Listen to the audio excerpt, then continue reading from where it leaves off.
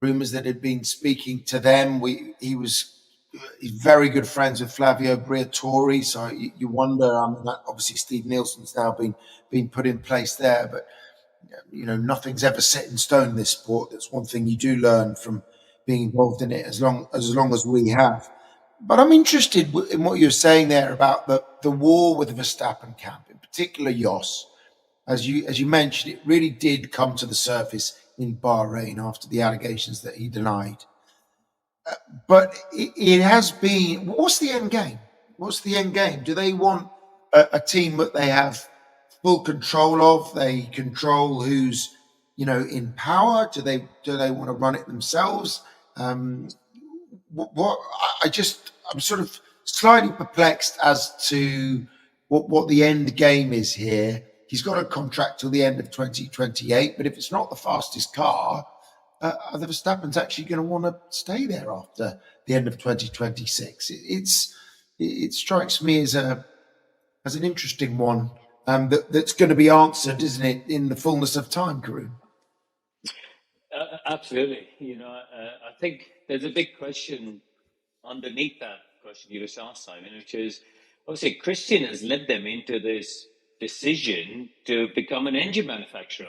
This was something that he pushed Mr. Mateschitz to commit to. They've employed hundreds of people. They're investing, a huge amount of money and have invested into becoming an engine company. They're not a car manufacturer, so it's a massive leap of faith for Red Bull to have scaled up into that. So they're partnering with Ford, but ultimately it's a Red Bull powertrains engine with support from Ford. So it's I think who's going to take on all of that? It feels like Laura Mecki's as CEO has been announced as sort of an interim step.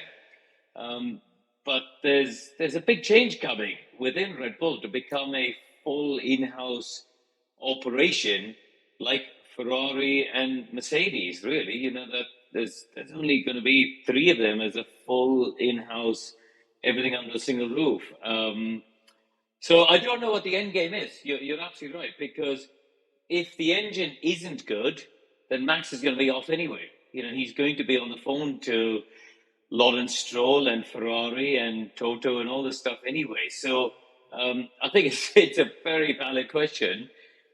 I'm not entirely sure we're able to answer it at this stage. I think we've somewhat got to wait and see how it plays out. But one thing's for sure, Christian set them onto this path now of becoming an engine manufacturer. And I don't think that can't be underestimated, because there's a big change coming at the entire Red Bull Racing and Racing Bulls camp, of course, as well.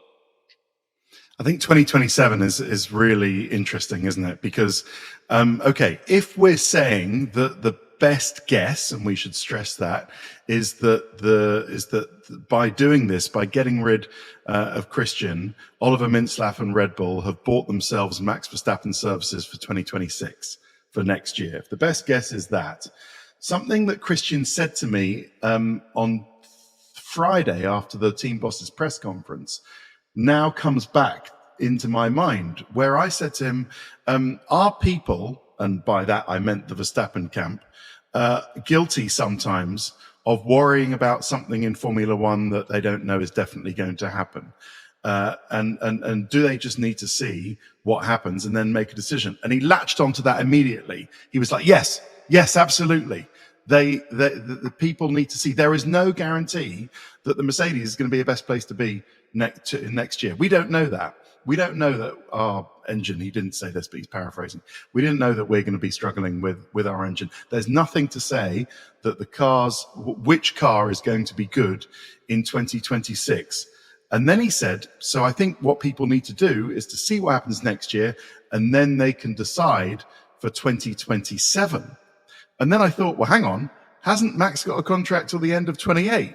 So why is Christian effectively tacitly saying that, look, a message to Max, just hang on a sec. Let's see what 2026 brings, and then we can talk about 2027. And if we think then George Russell is right in saying he thinks it's a very slim chance he won't be a Mercedes driver in 2026, is this all a game about 2020? Formula One to continue racing in Azerbaijan until 2030. Formula One has today announced that the Azerbaijan Grand Prix will remain on the race calendar for a further 4 years, securing the future of the event until 2030 inclusive. Located on the shores of the Caspian Sea, the 6-kilometer Baku City Circuit tests drivers with a combination of tight, technical corners and wide, sweeping straights. As the circuit winds through the Itri-Sher Old Town, the Castle section hosts one of the narrowest turns on the F1 calendar, which tests the driver's nerve and skills to the limit.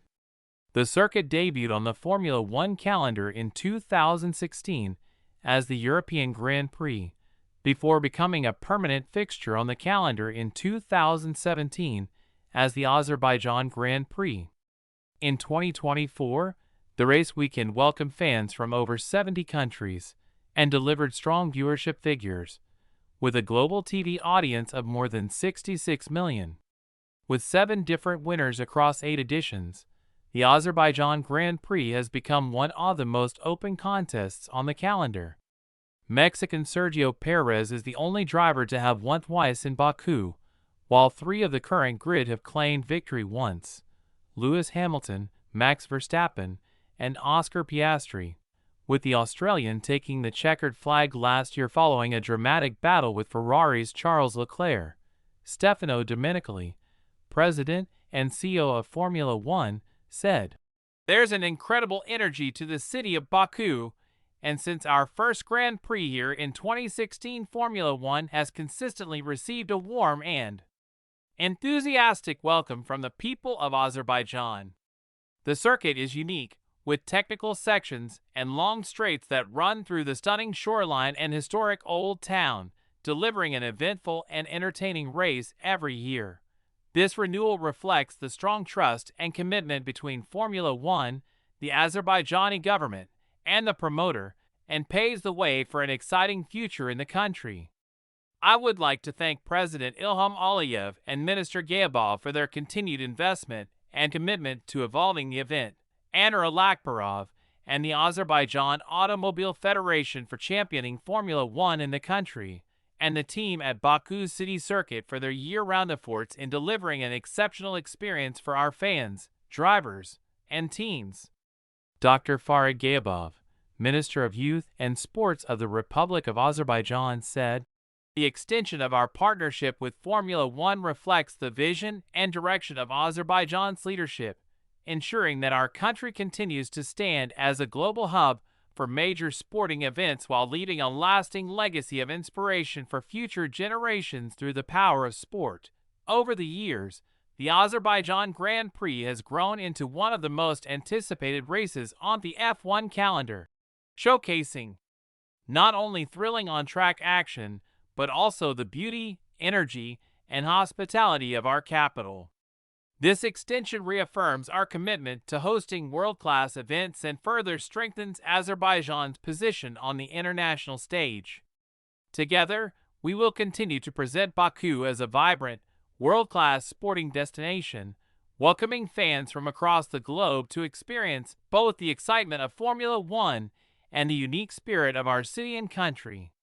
Formula One has agreed a new deal to keep the Azerbaijan Grand Prix on the calendar until at least 2030. Advert. Become a supporter and go ad-free. The Baku City Circuit joined the calendar in 2016.